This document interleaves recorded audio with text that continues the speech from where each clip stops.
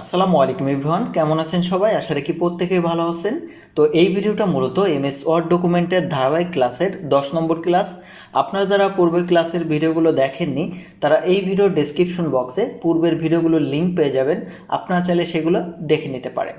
তাহলে আজকের ভিডিওতে আমরা পেজ লেআউট সেকশনের পেজ মার্জিন, ওরিয়েন্টেশন, পেজের সাইজ, একটা পেজে কিভাবে একাধিক কলাম করবেন, এছাড়া আপনার পেজে কিভাবে কালার অ্যাড করবেন, কিভাবে বর্ডার অ্যাড করবেন, তার এ টু জেড এই ভিডিওর মাধ্যমে আমি আপনাকে দেখিয়ে দিব। তাহলে চলুন ভিডিও শুরু করা যাক। তো শুরুতে হচ্ছে আমরা দেখব পেজ মার্জিন। তো পেজ মার্জিনটা হচ্ছে আপনার এই পেজে কতটুকু গ্যাপ রেখে আপনার লেখাটা শুরু হবে সেটাকে বলা হচ্ছে পেজ মার্জিন। তো আমি যদি এই মার্জিনের উপর ক্লিক করি তাহলে দেখতে পাচ্ছেন এখানে নর্মাল এটা কিন্তু সিলেক্ট করা, অর্থাৎ আমার উপরে নিচে ডানে বামে 1 ইঞ্চি পরিমাণ ফাঁকা রেখে তাহলে আমার লেখাটা কিন্তু এখানে শুরু হবে। তো আমি যদি তার নিচে এখানে ন্যারো অপশন আছে এটা ক্লিক করি তাহলে দেখবেন উপরে নিচে ডানে বামে মানে 1/2 ইঞ্চি পরিমাণ ফাঁকা রেখে তারপর কিন্তু আমার লেখাটা শুরু হবে। তো আমি যদি এটার উপর সিলেক্ট করে দেই, দেখেন এইখানে যে স্পেসটা আগে যে ছিল সেই স্পেসটা কিন্তু অনেকটা কমে এসেছে। তো আমরা মূলত পেজ মার্জিন ইউজ করি মানে একটা ডকুমেন্টে অনেক বেশি লেখা অ্যাড করার জন্য। তো আপনি চাইলে আপনার নিজের মতো করে এখানে বাই ডিফল্টে অনেকগুলো মার্জিন আছে এগুলো ইউজ করতে পারেন, অথবা কাস্টম মার্জিন এই অপশন থেকে আপনার নিজের মতো করে এখানে কাস্টমাইজ করে নিতে পারেন। যেমন আমি এখানে 0.6 এটা হচ্ছে প্রত্যেকটা দিয়ে দিব, আমি প্রত্যেকটা হচ্ছে সিলেক্ট করে দিচ্ছি। তো দেখেন এখানে প্রত্যেকটাকে আমি কাস্টমাইজ করে নিলাম। এখন দেখেন এইখানে যে গ্যাপ আছে আমি যদি এটাকে ওকে করে দেই গ্যাপটা কিন্তু আগের থেকে একটু বেড়ে যাবে। তো এইভাবে কিন্তু আপনি চাইলে আপনার পেজে আপনি মার্জিন সেট আপ করে নিতে পারেন।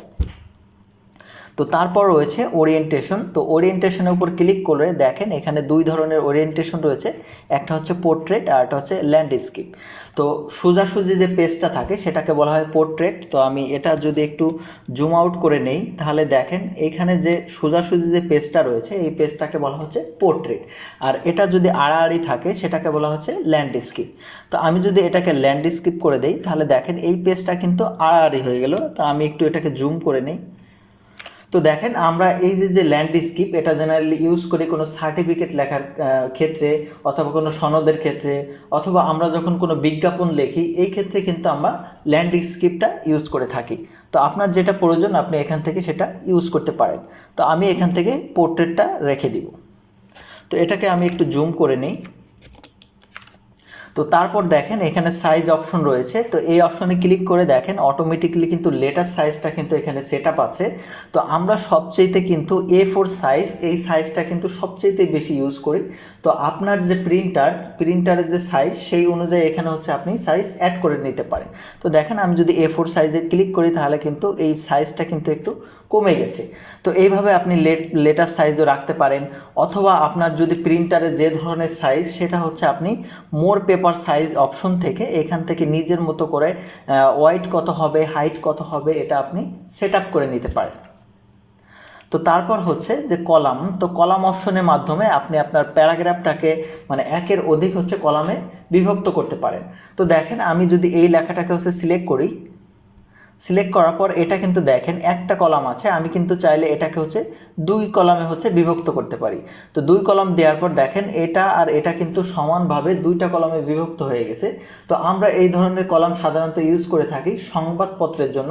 আপনারা দেখবেন একটা হচ্ছে নিউজ পেপারে মানে ছোট ছোট করে অনেকগুলো কলাম থাকে। তো আপনারা এইভাবে একাধিক কলাম করতে পারেন।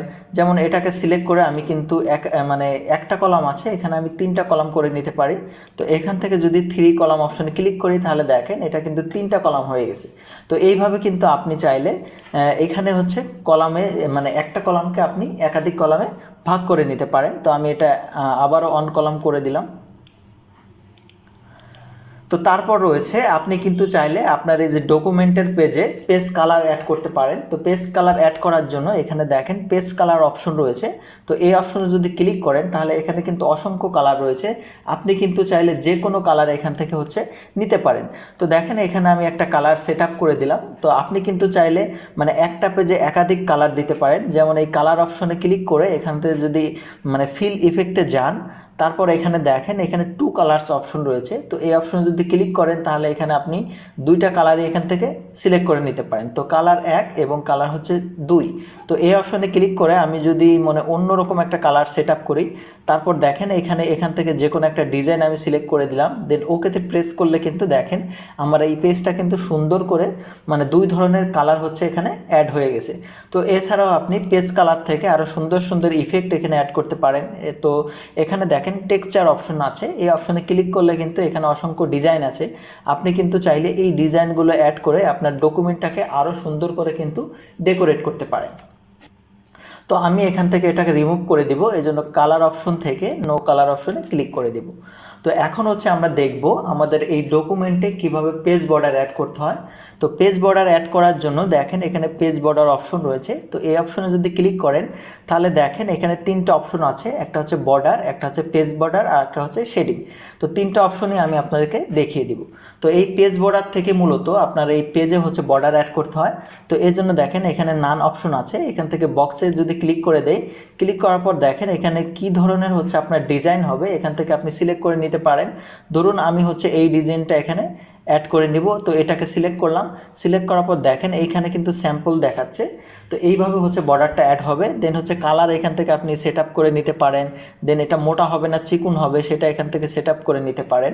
তো দেন হচ্ছে সব কিছু ঠিকঠাক থাকলে এখান থেকে ওকেতে প্রেস করে দিলে কিন্তু দেখেন এই যে এখানে কিন্তু একটা বর্ডার কিন্তু অ্যাড হয়ে যাবে।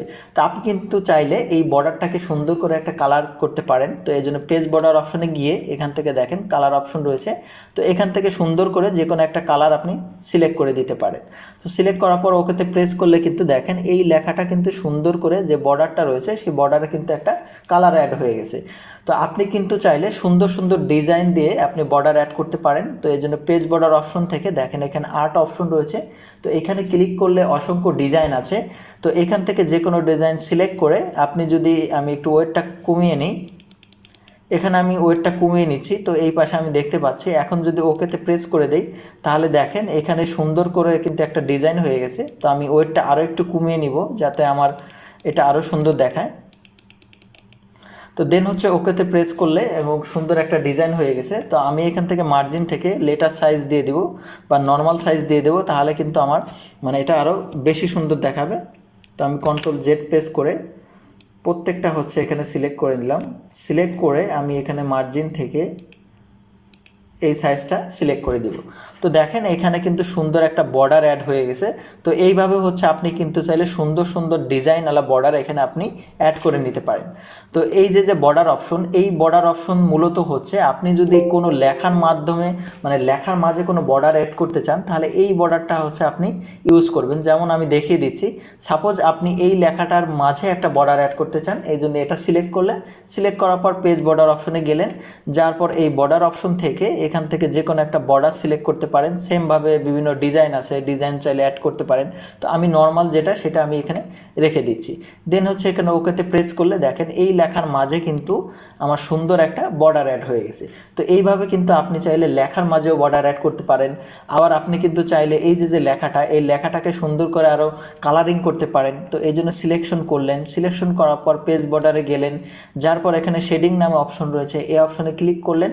ক্লিক করার পর এখানে নো কালার অপশন থেকে একটা কালার এখানে দিয়ে যদি ওকেতে প্রেস করেন তাহলে দেখেন এটা কিন্তু সুন্দর একটা ব্যাকগ্রাউন্ড কালার হয়ে গেছে।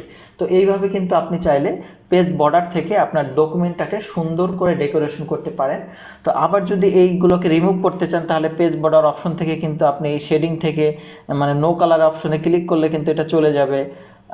এখানে ওকেতে প্রেস করলাম, আবার হচ্ছে বর্ডারটাকে রিমুভ করার জন্য এখানে নান অপশনে ক্লিক করে ওকেতে ক্লিক করে দিলেন, তাহলে ওটাও চলে যাবে। আবার এটাও কিন্তু আপনি চাইলে রিমুভ করে দিতে পারেন। এই জন্য বর্ডার অপশনে আসলাম, এখান থেকে নান অপশনে ক্লিক করে দিলাম, দেন হচ্ছে ওকেতে প্রেস করে দিলাম, তাহলে কিন্তু আমার যে বর্ডারগুলো ছিল সেগুলো কিন্তু চলে গেল।